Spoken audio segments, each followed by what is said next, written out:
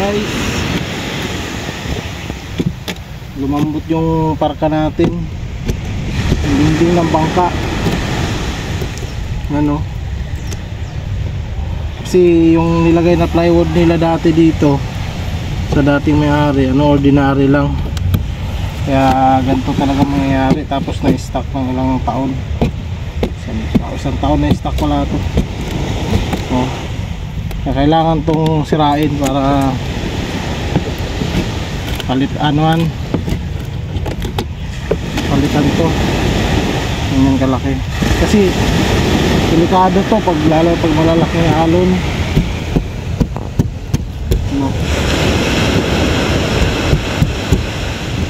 Kailangan niyang repair.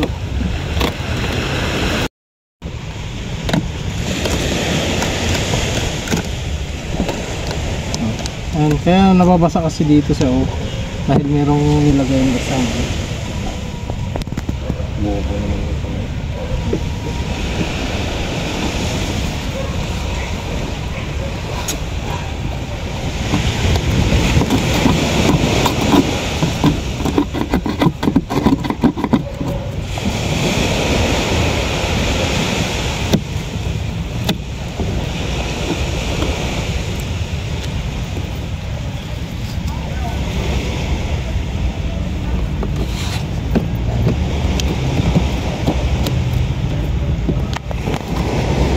Kailangan kasi kutkutin yan dahil makikita mo kung saan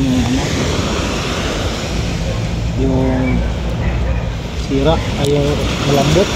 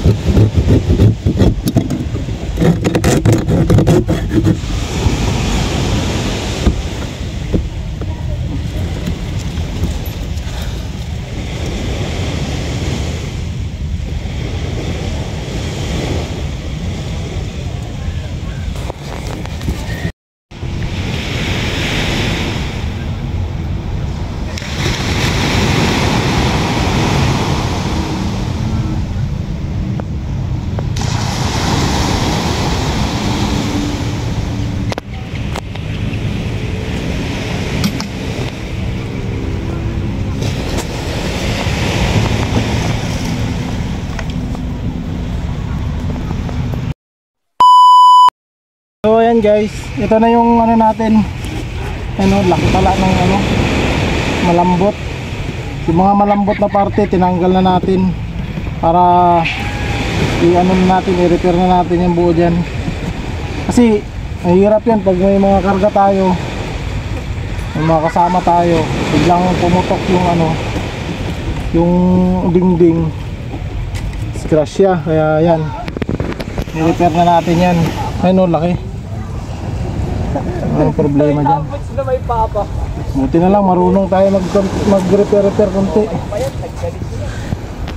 Okay, abangan na lang.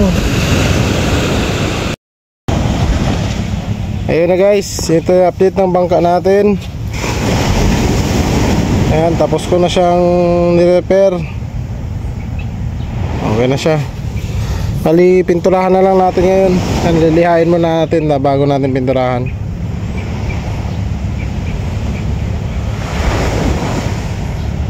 Ayos guys, kalmado.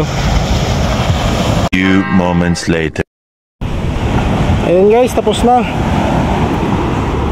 natin ginawa yung yung nabutas. Pinag-practice natin. Parang di halata na tinapalan siya. Ayun, ito tayo. Okay guys, maraming salamat sa inyong panonood. Ingat po tayong lahat.